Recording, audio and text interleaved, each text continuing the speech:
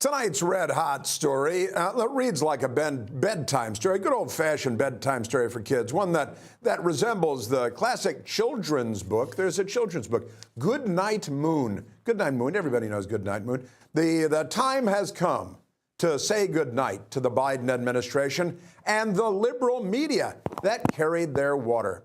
So over the next few segments, we're going to say goodbye to them. Say goodbye to them. First by saying goodnight to sleepy old man, a sleepy old man whose brain is mush. Joe Biden, even Jake Tapper admitting that Biden mentally checked out a long, long time ago.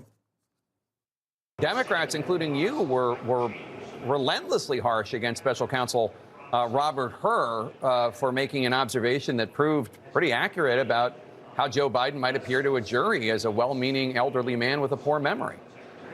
I was critical of that for good reason, and that is you don't put gratuitous personal observations like that in a prosecutorial memo. You just don't. And it was done for a political reason. We can move on, but I think Robert Hur would say he needed to explain why he wasn't going to prosecute President Biden for what he thought was a violation of the law. But let's move on from that subject.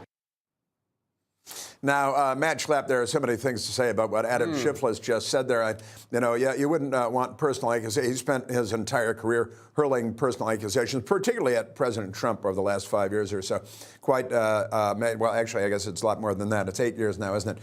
Amazing stuff. And Jake Tapper finally fessing up what everybody's known since the beginning of time. The fact is, this is the biggest scandal we've ever had in American politics. The idea that the media, which used to really push presidents on making their health records public and pushing everything the doctors have said, did exactly the opposite with Joe Biden. They covered up for the fact that our president was demented to a serious extent, that world leaders, people we talked to overseas, would talk about the fact that he didn't remember one conversation to the next conversation, and they covered it all up. And for that Senator Schiff to talk about how dare you put gratuitous things in a prosecutorial memo, how dare they go through Melania Trump's closet for no reason, what did it matter if they were going to say that Donald Trump did something wrong with hush money payments? All they cared about is that they thought that payment was to a porn star, and then they tried to resurrect the career of that porn star. It's everything to embarrass Donald Trump. It's everything to be gratuitous.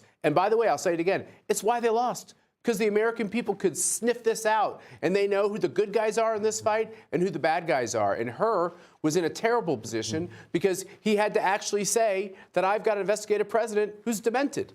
Right, and nobody would convict him because they'd feel that he was so pitiful. Joe Biden, who was rarely made available to the news media by his handlers over the last 4 years, is now all of a sudden open to doing interviews. Isn't that big of him? But he's still not making any sense.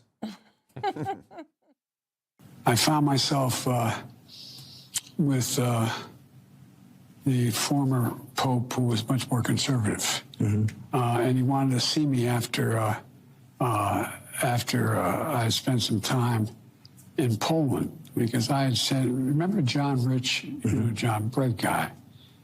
John and I went to Poland, and I came back and said, they're gonna leave the Warsaw Pact. They're not gonna be, a year from now, they're not gonna be part of NATO. He said, don't write that. It'll ruin your reputation. It'll ruin your reputation, don't write that. I was confident it was true.